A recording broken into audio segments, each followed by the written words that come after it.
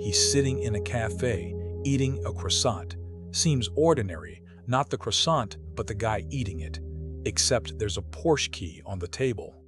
You're on the subway. You've also got a croissant, but somehow your appetite's gone. Something whispers. Are you hungry to eat, or hungry to be that guy with the key? Or, at a party, everyone's applauding. Her project won. Your smile says you're happy for her, but inside, there's a pinch of salt. Something notices. You're not against her. You're against your own mediocrity.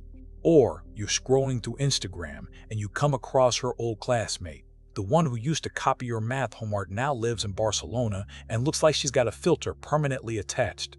Something points out. You're not envious of her. You're envious of yourself. The version of you that could have lived like that, if only. Or you tell yourself, I'm happy for him. But inside, it feels like a loss. He launched a startup. You're dusting off your diploma, if you even take it out anymore. And there it is again. You don't hate success. You're afraid of your own inaction, your own self-doubt. Envy is a quiet feeling. It doesn't shout. It whispers, illuminates, tickles. It doesn't come for a scene. It comes for attention. It sits somewhere nearby, unnoticed, hiding in comparisons and expectations and fantasies and old childhood wounds. It's not a villain. It's a signal. Today, we're talking about a feeling that almost nobody admits to, but almost everyone experiences. What are we talking about? About that old familiar thing, envy. Envy. It arrives quietly, insidiously, at work, where someone is loudly bragging about their vacation in the social media feed where everything looks too beautiful, too fun, too easy in the family, where your brother is always ahead and your sister gets more attention. Envy doesn't knock at the door. It's already inside. Let's break this feeling down to its molecules, look at it under the microscope of science, through the mirror of psychology, through the window of spiritual traditions. Maybe it's not an enemy at all? Then what is it? Let's explore. Imagine a scorching plateau. A troop of primates is dividing the catch. One has a fat, juicy fruit. The others have dry leaves. And there it is, a long, tense stare from the one holding the leaves toward the one holding the fig. Envy didn't begin with the iPhone. It began with a fig in a chimpanzee's hands. Envy is as ancient as the hunt. It's not a flaw of civilization. It's built into us. Biology commands compare, assess, compete. Because where someone else gets more, you might end up with less. Even in the animal world, envy is a reaction to inequality. Primates, as shown by the experiments of Franz de Waal, become upset when a neighbor receives a tasty reward for the same task. The snake wakes up inside not because it needs food, but because someone else's food is sweeter. That's the basic formula. Not simply, I want, but I want what he has. Charles Darwin, though he never used the word envy, wrote about the struggle for resources and preferences, about the survival of the fittest. And the fittest is often the one with the most attention, food, mates, approval. So the ancient brain, the limbic system, learns to compare. Whoever is higher in the hierarchy gets the best. Envy becomes navigation in a world of limited resources. The brain remembers, he succeeded, replicate that. You didn't. Suffer.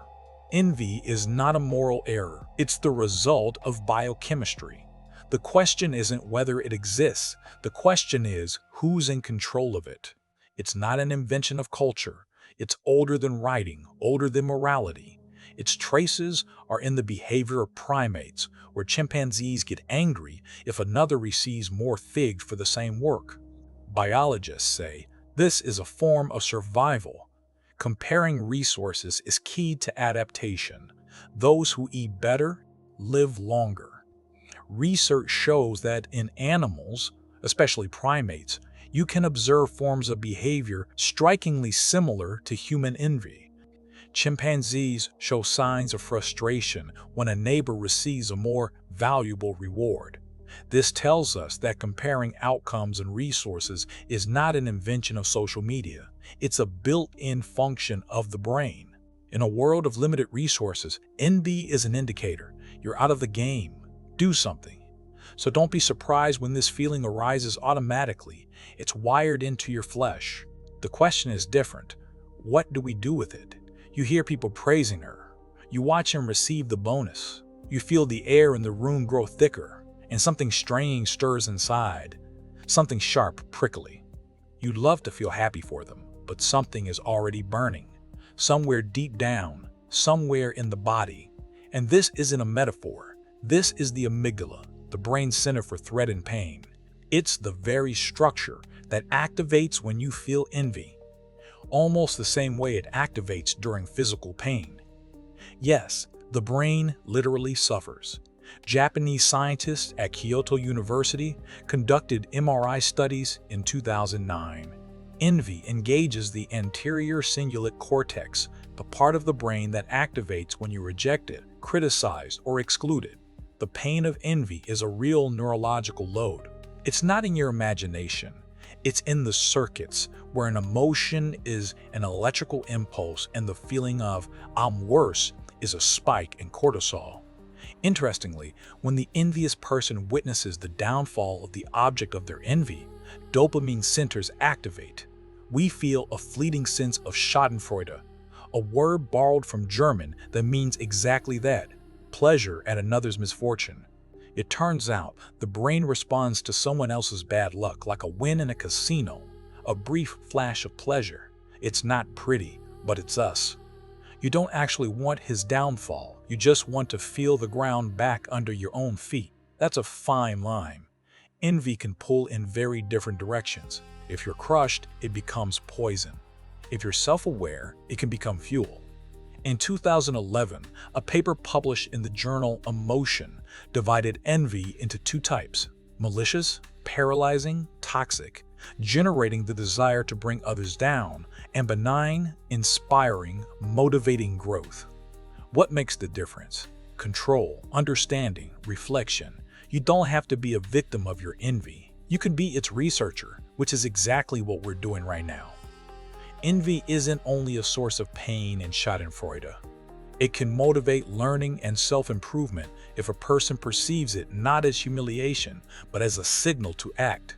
Neuroscience suggests envy is not a moral failure, it's a neural reaction. But we are not slaves to our neurons as long as we understand what they're doing. School, how much it means to each of us. Significance is defined in different ways in different things. He got an A, you got a B.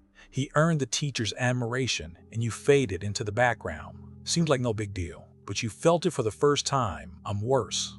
It's not the result that hurts. It's the comparison. And comparison doesn't start at school or even at kindergarten. Psychologists have long observed envy isn't about others. It's about how we see ourselves through others. Malicious envy, when you want the other person to have less, destroys, poisons relationships, blocks growth, fuels passive aggression and depression. Benign envy, when you want the same for yourself, inspires, builds intentions rather than just desires. Research shows benign envy arises when a person has a reasonably stable sense of self-worth and believes they can change their situation. Malicious envy arises when there's a feeling of powerlessness and self-devaluation inside. You don't hate his success. You simply doubt that you're capable of your own. Melanie Klein in psychoanalysis linked envy to the early stages of a child's development. She considered envy an archetypal feeling. In her view, an infant who perceives the mother as all-giving may experience a primary envy when the mother feels inaccessible. This experience can become the foundation of chronic envy in adulthood and stay with the person for life. Later in life, this manifests as the sense that everything good isn't meant for me, that others deserve more, that the world is unfair, and so envy becomes a mechanism for projecting pain. Modern psychology interprets envy as a reaction to the gap between who I am and who I want to be. It's a pain pointing at what never came to be. But there's no need to be ashamed of it. It needs to be decoded. Envy is a signal. It marks, here is pain, here is a gap, here is you, not him. That's precisely why envy is so deeply tied to self-esteem. It's not about what you don't have. It's about what you can't yet see in yourself, that you are capable of it. He bought a new car. She flew off to the Maldives. You're sitting in a rented apartment living paycheck to paycheck. You didn't plan on feeling envious, but the algorithms planned it for you.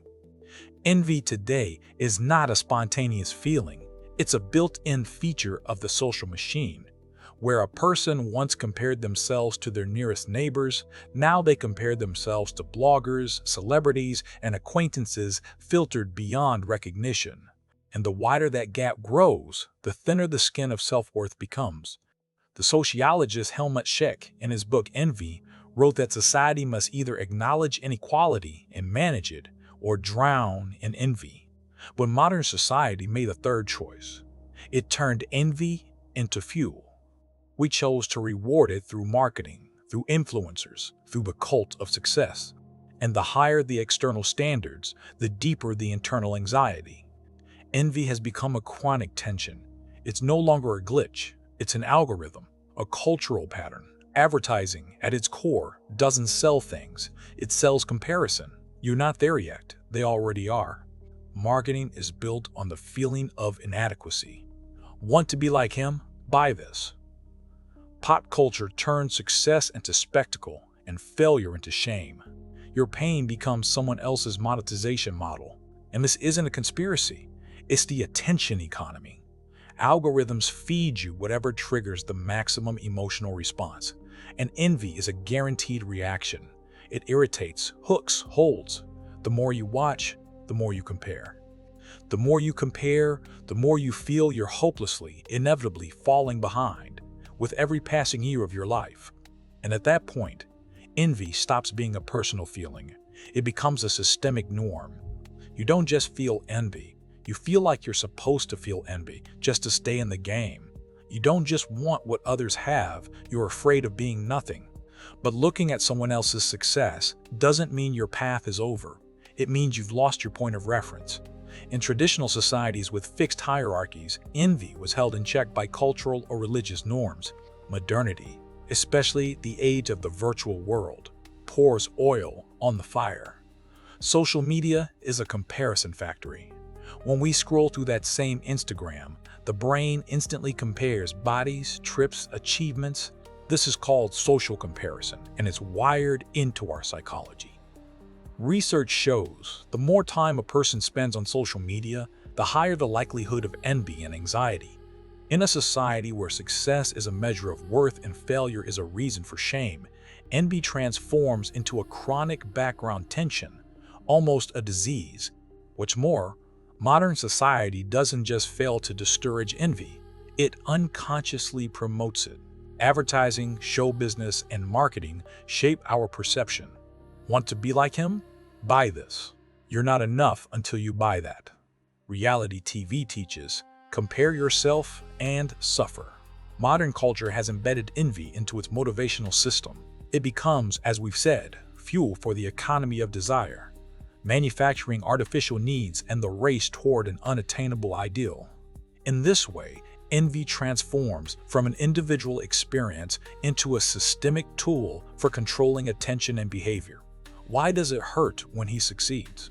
Why do I feel a flicker of pleasure when she fails? You think it's about them, but it's always about you or about me if the feeling lives in me. Because envy isn't just a feeling, it's a litmus test for inner maturity. It appears where the personality hasn't fully formed yet, where the inner center is unstable, where the sense of one's own worth depends on the outside world. Carl Rogers wrote, "When a person accepts himself as he is, he begins to change. Until you've accepted yourself, you depend on reflections." Envy feeds on that dependency. It grows from insecurity, comparison, and the fear of not being enough. You don't envy what they have. You suffer because you don't feel whole. And this is where the real work begins. Not outside, but inside. Not with circumstances, but with perception, with the way you see the world. Becoming a subject, a self, is the journey from external conditioning to inner grounding. A subject is not simply I. It's the I that can see itself. It can recognize an emotion without merging with it. It feels envy but doesn't let it take the wheel. It doesn't deny its own vulnerability, but it doesn't live from that vulnerability either. A mature person understands envy is not the enemy. It's, as we've said, a signal. It points to the area where you haven't yet awakened, haven't yet expressed yourself, haven't yet taken shape, which means there's still room to grow. You are not a comparison. You are a process. You are a path, not a shop window. And that is the core shift. As long as you live in the logic of either or, either you're above or you're nothing, envy will be making the rules. But when a sense of wholeness emerges, when you become rooted in yourself, the need to measure yourself against others disappears. You stop being a passenger in someone else's story and return to your own. In every spiritual tradition, envy is a poison. Buddhism names envy as one of the kleshas, the afflictions of the mind, the mental impurities that cloud consciousness. Envy says, the other is better. But meditation answers, you are whole. Its essence lies in the illusion of separation. We feel envy because we forget our own wholeness. Meditative practice teaches not to suppress envy, but to observe it and let it go. The Christian tradition considers envy a deadly sin. It sees envy as the sin that kills love. St. John Chrysostom wrote, "The envious person is a martyr to the success of others." Here, envy is not only harm done to another, it is poison for one's own soul. The Sufis and the Stoics agree on one thing. Envy points not to a lack in the other, but to an unrecognized inner hunger. If you can identify that hunger, you can find the path to inner growth. If you feel envy, you don't yet know who you are. Look inward, not outward, they said. Envy is not in others, it is in us. It is a signal that we have lost our connection with ourselves. Not with the ego that craves victories, but with the subject, the inner, stable self that knows why it is here. A personality rooted in itself has no need for comparison. Where genuine presence is born, envy loses its power. It's important to understand that envy is not merely a social or cultural phenomenon. It is a deeply personal one. It arises where the personality hasn't yet matured, where the subject, the conscious, internally stable self hasn't yet fully formed. And here is the heart of it. Envy is not a sign of weakness, it's a sign of immaturity. Where there is no inner foundation, an external wind becomes necessary. But when you are rooted in yourself, comparison loses its grip. Envy fades. Let's bring it together. You can feel envy. That's normal. You can feel ashamed of your envy. That's normal too, but you don't have to stay there. Envy is not something to be eradicated. It's something to be heard, to be felt. It holds a clue where it hurts, where you want more, where something is missing. You are not the envy. You are the one who notices it. In it, you can see your potential, the desire to become, the longing for authenticity. And if you look at it not through the eyes of fear, but through the eyes of honesty, it stops being a poison and becomes a key to yourself, to growth, to maturity. I'll say it again, envy is not the enemy. It's a messenger. There's no need to be ashamed of it, no need to suppress it. It's an indicator. It tells us where our values are, where our fears are, where our unlived self is waiting. If we learn to listen to it, without judgment, without surrendering to it, but with understanding, envy can become a guide. It arrives to show you this is where it hurts. This is where you want more. This is where you forgot who you are. You can hide from it. Or you can ask, what are you here to teach me? As the philosopher Alain de Botton said, envy is the pain that shows us who we could have been. And perhaps that is the beginning, not of comparison, but of awakening. Perhaps that is its truest gift.